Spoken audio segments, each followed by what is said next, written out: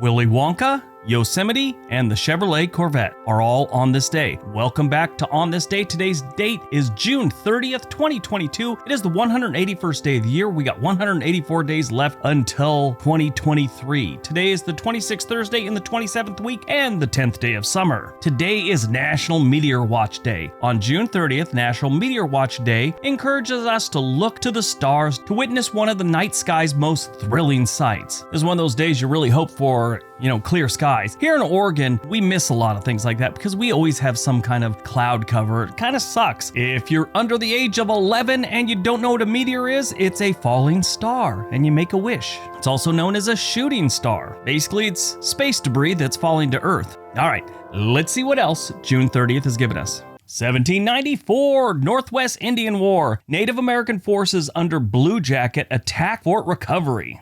1864, U.S. President Abraham Lincoln grants Yosemite Valley to California for public use, resort, and recreation. There is an extremely interesting Ken Burns documentary from PBS called The National Parks, America's Greatest Idea. When they talk about Yosemite, it's amazing. John Muir, they go through the whole thing. It is a beautiful place. I've been to Yosemite several times. If you ever get a chance, go see Yosemite.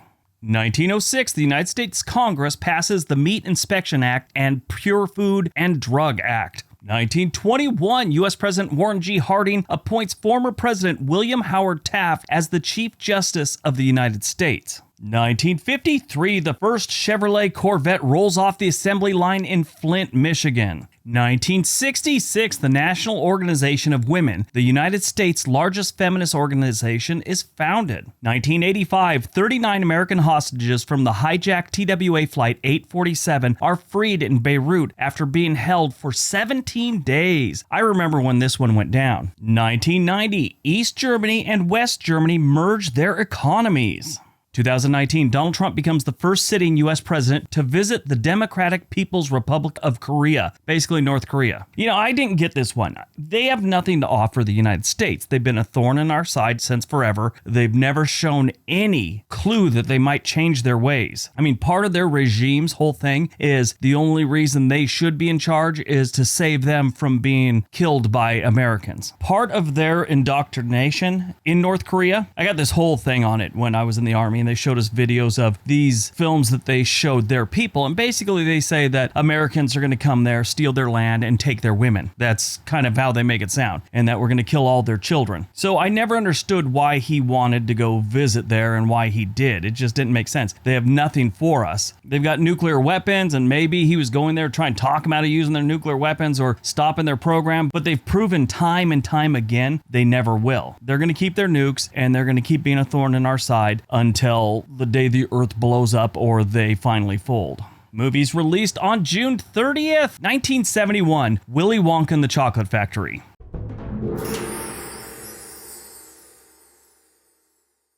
This, if you haven't seen it, is an amazing movie. I will tell you one thing that Johnny Depp made his own version to, or he didn't make it, he was the star of it. His version was actually called Charlie and the Chocolate Factory, which is the actual title of the book that the original Willy Wonka and the Chocolate Factory came from. Little side note to this one, a few years ago I did a video about Germany, and I brought up the place that's actually like a headquarters for the water company in this town in Germany, which is where they filmed the famous scene of Willy Wonka walking out of his factory and then falling over and all that. Anyway, I had mentioned how the little people in The Wizard of Oz and the little people that were in Willy Wonka as the Oompa Loompas were treated poorly and not paid enough. I had someone get in the chat area talking about, I don't even know what I'm talking about. In Charlie and the Chocolate Factory, they only used one person and they just duplicated it. So how could they have all been treated poorly and all this? And I had to stop the person and explain to him that there was a 1971 version of this movie, not just the one that was made by Johnny Depp in 2005. It's rough being 16 years old and think you know it all, I guess. If you've never seen the original, it is a movie about a boy named Charlie Bucket who finds a golden ticket that grants him entry into Willy Wonka's chocolate factory. Like I said, it's based on the 1964 novel Charlie and the Chocolate Factory, written by Roald Dahl. Interesting piece of trivia about the Willy Wonka in the Chocolate Factory movie. Willy Wonka speaks English, French, Italian, and German throughout the film. Another interesting fact, Peter Ostroff Ingram, who played Charlie in the 1971 movie, that was the only film he'd ever been in. He didn't go on to acting after that. He's actually a veterinarian working in upstate New York.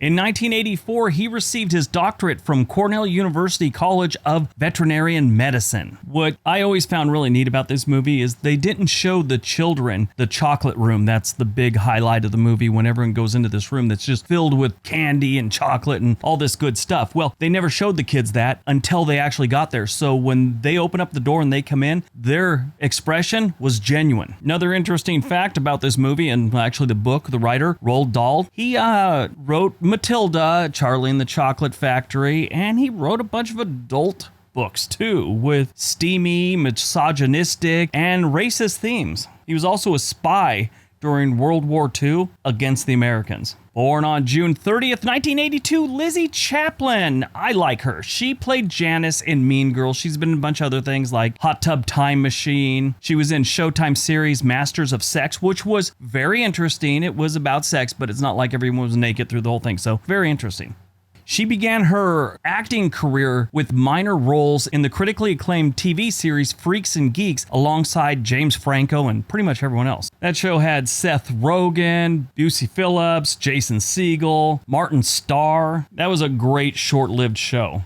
One season. Died on June 30th, 2003, we lost Buddy Hackett, playful actor who appeared in The Music Man and many other comedy films, including Loose Shoes, Hey Babe, and It's a Mad, Mad, Mad, Mad World. He played Scuttle in The Little Mermaid 2, Return to the Sea. As a child, he was the next-door neighbor to future baseball legend Sandy Koufax. He was a frequent guest on The Tonight Show. I remember seeing him grow up he was always on there, it seemed like. Yes, I watched a lot of The Tonight Show when I was young. My grandmother always had it on every night. I went to bed right after hearing Johnny Carson's Good Night, more time than any young man should have. In the early 90s, Buddy Hackett was diagnosed with severe heart disease, but he steadfastly refused to consider bypass surgery. His heart disease was the primary cause of his death on June 30th, 2003 at his beach house in Malibu, California. He was 78 years old. His son, comedian Sandy Hackett, said that his father had been suffering from diabetes for several years and suffered a stroke nearly a week before his death, which may have contributed to his demise. 2 days later, on July 2nd, 2003, he was cremated and his ashes were given to his family.